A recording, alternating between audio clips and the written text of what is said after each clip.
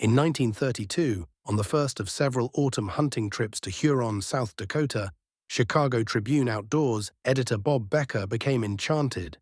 He described cornfields so crowded with pheasants that they were elbowing each other out of the fields onto the highway, places where the ringnecks are found by the thousands, and weed patches so densely populated that he and his companions saw dozens of birds running ahead of us.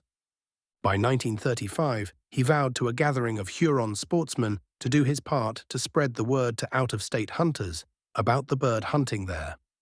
In 1936, he exhorted his readers with images of Blackie, the setter scouring the thistles and weed growth into which the pheasants had fled.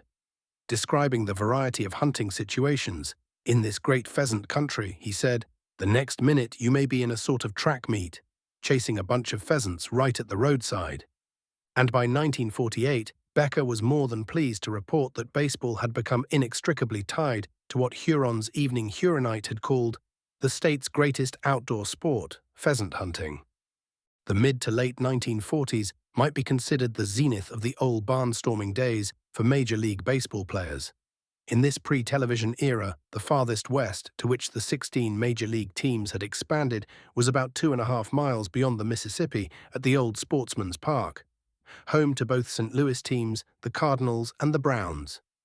After ending their seasons, players would tour and play exhibition games to both augment their income and bring baseball to their fans in the heartland. Some also made sure they left openings in their schedules for pheasant hunting. Huron's Jim Meaghan took notice. Meaghan was a man with two overriding passions, baseball and civic duty. He was the business manager of Huron's minor league team, the Amour Packers, three-time chair of the Beadle County March of Dimes, was active in other civic campaigns, worked to establish and enhance youth baseball opportunities throughout the state, became general manager of the Cedar Rapids, Iowa, Indians minor league team, and then the mayor of Cedar Rapids. Also, according to one account, he was a great organizer, always looking for an opportunity to promote something that will draw crowds. In 1944, he saw such an opportunity in Huron. He seized it, and he drew them in. Meaghan conceived a simple yet brilliant and popular attraction: bring major leaguers to town for an exhibition game at the opening of the non-resident pheasant hunting season. But it became much more than just a game. It became a phenomenon that captivated the entire country. Baseball heroes heading out west to go hunting and have fun. By 1947, the Sioux Falls Argus leader proclaimed, "It started informally as a celebration of the opening of the pheasant season and then grew into something big and colorful, perhaps even beyond the expectations of its original promoters." Huron newspapers were as likely to feature event coverage as front-page news as they were on the sports pages, and from time to time mention of it even popped up on the society page. But it started out humbly, as the first few mentions from the local newspapers indicate. Throughout this article, unless otherwise credited, stories come from the hometown family of papers: the Evening Huronite, or the Daily Huronite and Plainsman. 1944, September 7th, Sports Andygrams column by Ford Andrews. If someone in South Dakota would like to be able to tell their grandchildren that they furnished the name for the National League All-Star Huron Armor baseball game held October 8, 1944, they had better get busy and pick something classy for the event, a short, catchy name for the big doings, something which combines pheasant hunting and baseball. September 17th, front page, Central SD.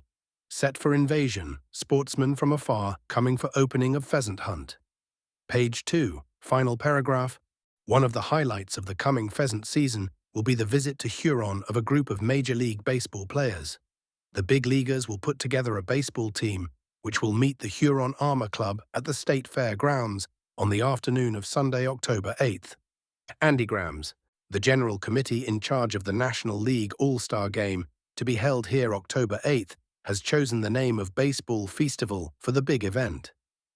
Some of the names submitted were All-Stars Pheasant Day, Hunt and Bunt Day, Hunter's Game, Sportsman's Field Day, Sportsman's Jamboree, Pheasant League Game, and Pheasant Major League Game. October 19th, Major Flashes column in the Sporting News, St. Louis, Missouri. Fulfilling a promise made last fall, when they hunted pheasants in South Dakota, a group of major leaguers returned to Huron, SD October 8th, to meet the Huron Armor Packers in a baseball festival game. After the contest, the players enjoyed a week of pheasant shooting. Notice the baseball game Chocha bird hunt concept is so new that the sporting news writer misspells festival.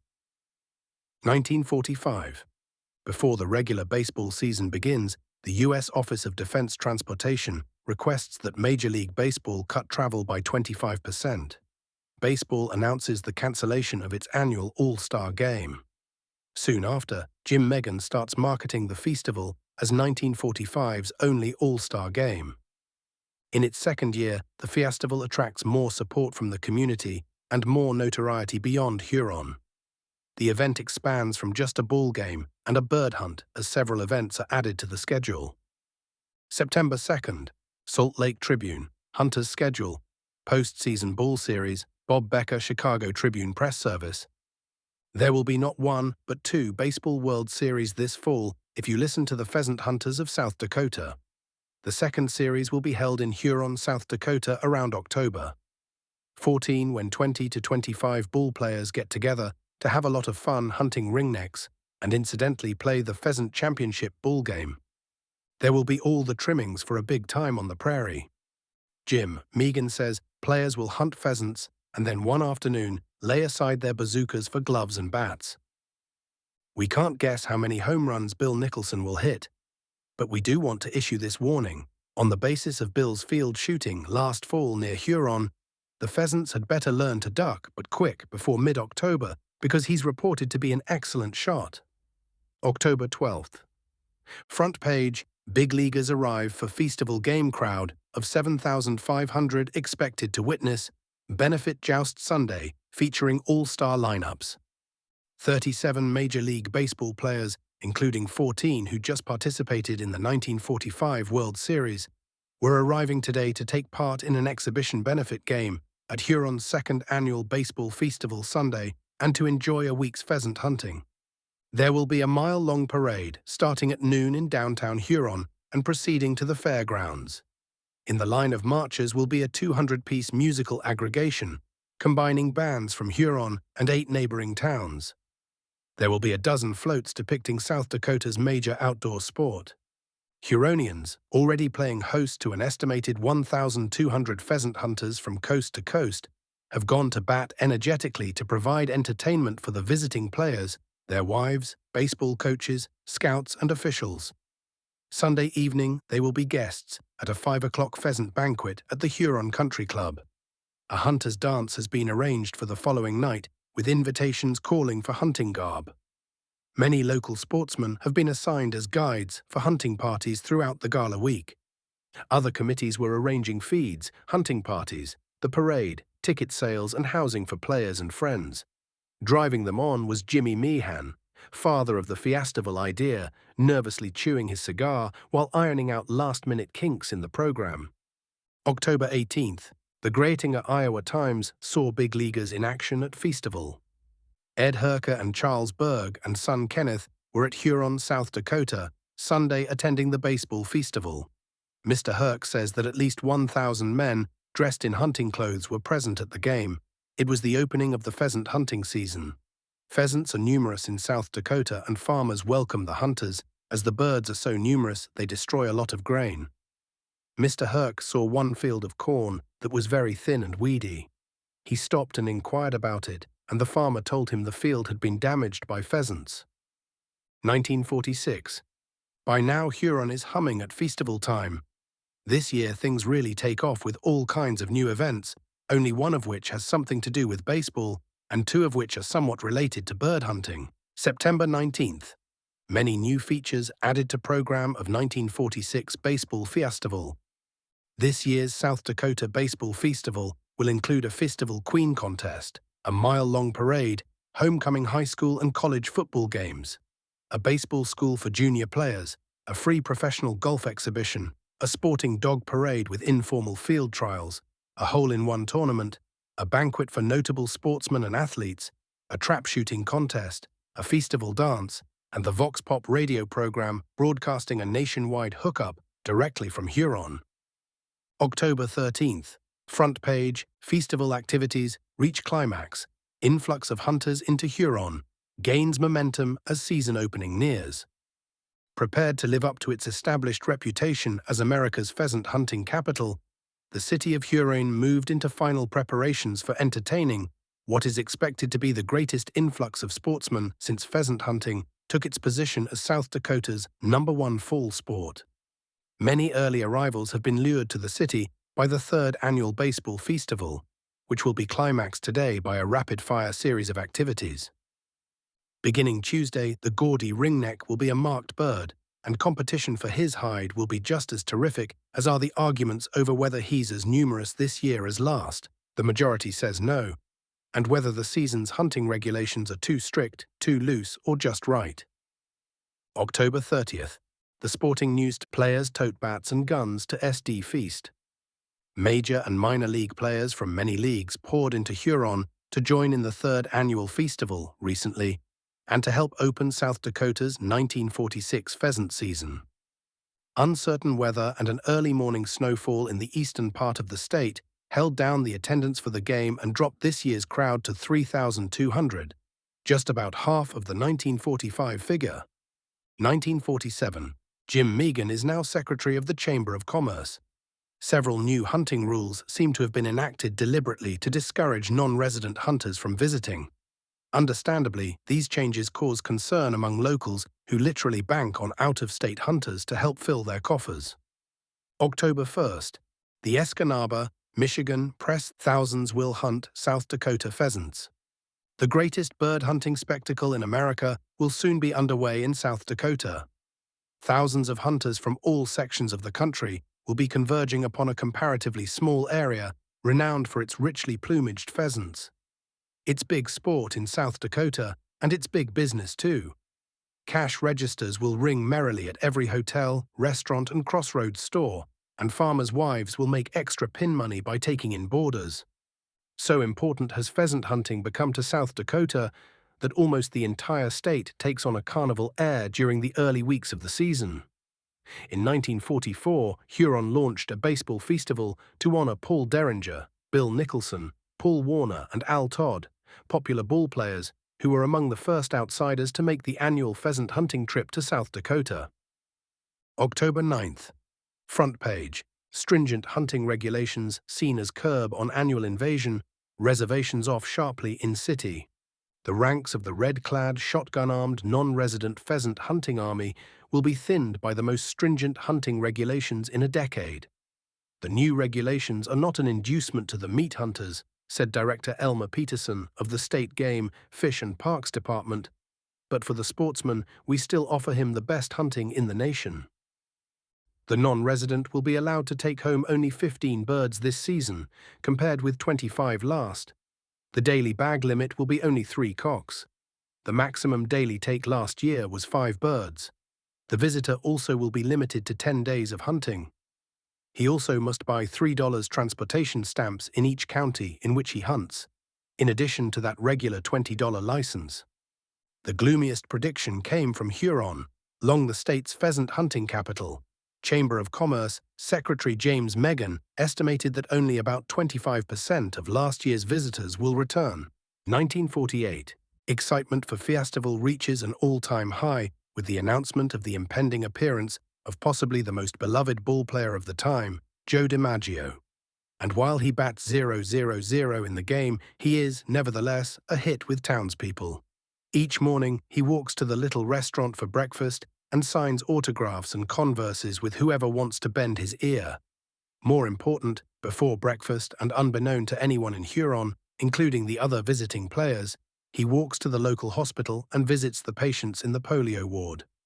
Megan later reveals Joltin' Joe missed his flight out of Huron because he hadn't finished visiting with all the children there. "There'll be another plane this evening, won't there?" Joe asked, and continued signing baseballs for the kids. September 22nd.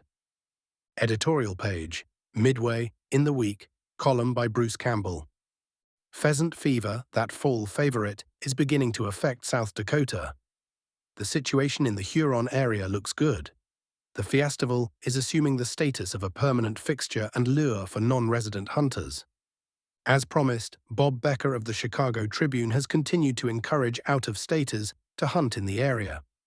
Take a line 30 to 40 miles east of Huron. Then take a line west to the Missouri River. Approximately 50 miles north and south of this line, you will find the heaviest concentration of birds. October 14th. Sports Festival Fever hits new pitch in Huron. Festival fever, a mid-October affliction that has hit South Dakotans with a bang again this year, reached its most contagious stage today following a series of developments, chief of which was yesterday's announcement by Festival boss Jim Megan that Joe DiMaggio would appear in Sunday afternoon's baseball game at State Fairgrounds Park. Caption for a photo of the Yankee Clipper. Joe informed the Festival management yesterday that he would play the outfield for the Major League All-Stars and would also spend a few days hunting and relaxing in the Huron area. October 27th. The Sporting News.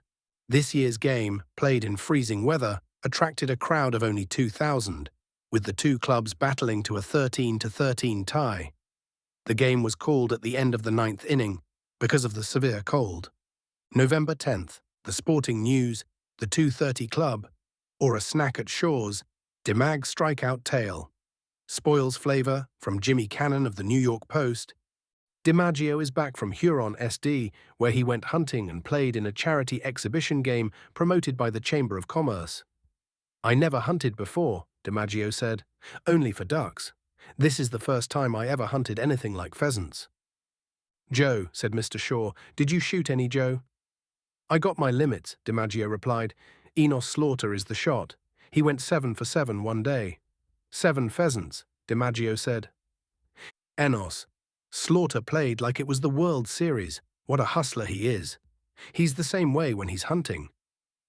Slaughter, DiMaggio declared, wounded 3 pheasants. Enos ran every one of them down, DiMaggio said.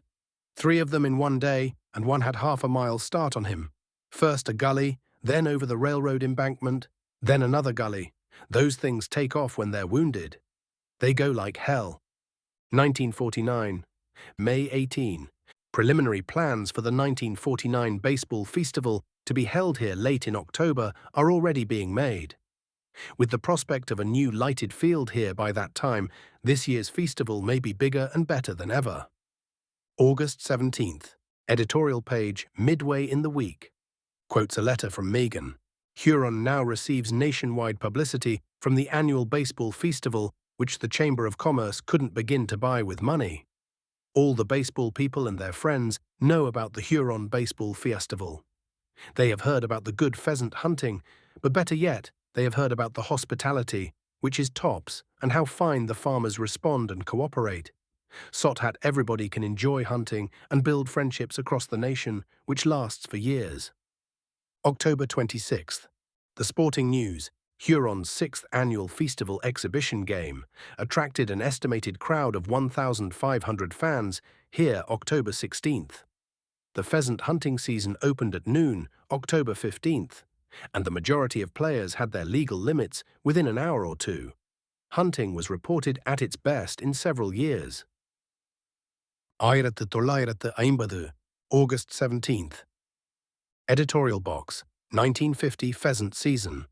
In setting a 10-day open season for 33 eastern South Dakota counties, cutting the daily bag limit to 2 cocks, and otherwise applying a heavy restrictive hand on South Dakota's 1950 pheasant hunting, the State Commission dealt wisely with one of our most vital game conservation problems. It was a problem which, if not met with decisive restrictive action, threatened permanent destruction of South Dakota's enviable position as the nation's pheasant hunting capital. The late open season, November 4th to November 13th, in eastern South Dakota, together with sweeping non-resident restrictions, will cut heavily into the annual autumn influx of visiting sportsmen. See the accompanying table on for a comparison of the seasons. Note especially the differences in season lengths and bag limits between 1944 and 1950. With the late dates, too, probably will go any thoughts of continuing Huron's annual baseball festival. Scheduling of baseball in mid-October is a decidedly uncertain gamble, but to ask high-salaried athletes to risk their limbs in South Dakota's November weather is simply out of the question. Sports festival game is called off. There will be no baseball fiestival this fall. It was learned today from Jim Megan of Cedar Rapids, originator of the annual classic. 1959, a decade after the final fiestival, a photo spread in the February 11th Tampa, Florida Tribune features the various floats and themes from the Children's Parade portraying U.S. festivals. One float celebrated Huron's Festival. February 25th, midway in the week, now by Dick Williams. Apparently the fiestival was a celebration which created a reputation that was more durable than the event itself. Republished with permission from A Big Time on the Prairie. By Tom Carney, 2018. The Upland Almanac, Winter 2018. 2018 by Tom Carney.